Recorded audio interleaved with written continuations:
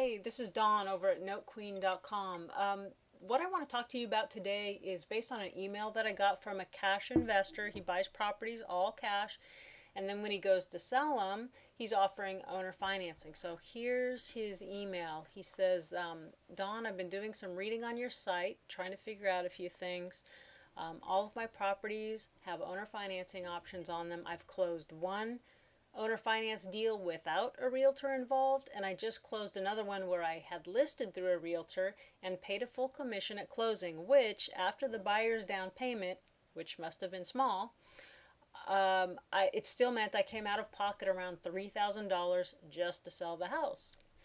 I began thinking, what happens if this deal doesn't turn into a regular mortgage within 3 years like it's supposed to, or the guy defaults, etc., etc.? I know I'll be out the sale, but I'll also be out the $7,000 that I paid in commissions. Therefore, I wouldn't be able to make up the losses through another sale.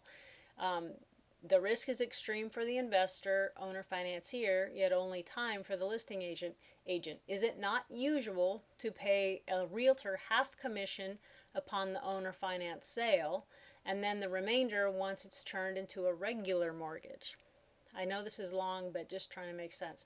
So what he's saying is, look, I'm taking a small down payment from the buyer. There's not enough to cover closing costs, including your commission, Mr. Realtor. So would you be willing to just take half your commission now and half of your commission when the deal is refinanced with a traditional loan 3 years down the road?